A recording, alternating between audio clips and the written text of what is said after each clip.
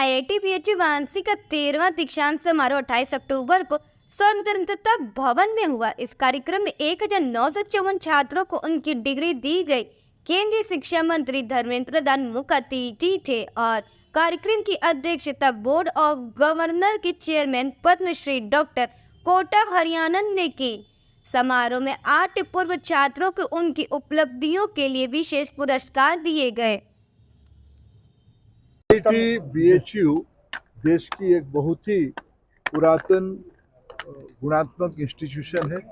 आज उसकी आईआईटी होने के बाद ये 13 कन्वोकेशन में मेरे को आज सौभाग्य मिला यहाँ भाग लेने के लिए। आईआईटी बीएचयू का अपने ग्लोरियस पास्ट रहा है।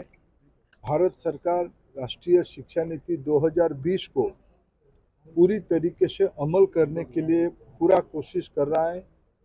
देश में 50 रिसर्च पार्क आईआईटी, एनआईटी, आइजर की कैंपस में बनाने की एक महत्वाकांक्षी योजना हाथ में लिया गया है।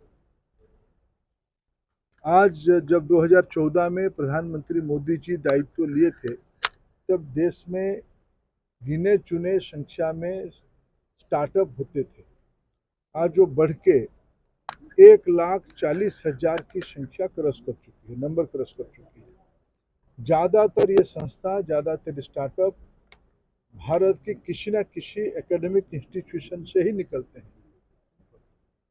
इस बीच में अनुसंधान नेशनल रिसर्च फाउंडेशन का भी गठन कर लिया गया है। माननीय प्रधानमंत्री जी उसकी अध्यक्ष हैं।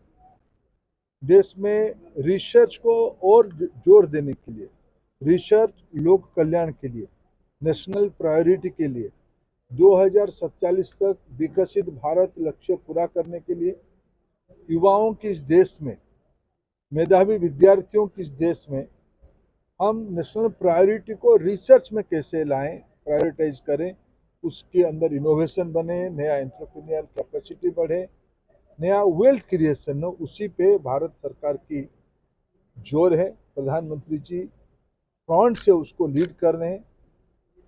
आईआईटी बीएचयू भी उसकी लाभार्थी हो रहा है। आज हम 400 करोड़ रुपया खर्चे में यहाँ की शताब्दी अनुसंधान भवन का शिलान्यास भी करने वाले हैं। ये आने वाले दिनों में भारत की आवश्यकता को तथा दुनिया की आवश्यकता को पूरा करेगी। सर, बीएचयू का एक पार्ट है मिर्जापुर जनपद में, बिल्कुल दुर्गम इलाका है और बहुत ही भव्य और जो है प्राकृतिक रूप से रिच है, लेकिन आज भी वो बिल्कुल संविदा के आधार पर ही वो संचालित हो रहा है। तो क्या निकट भविष्य में सरकार की ओर से जो साउथ कैंपस है, राजीव गांधी साउथ कैंपस है बीएचयू का, उस पर कुछ योजना बन रही है क्या?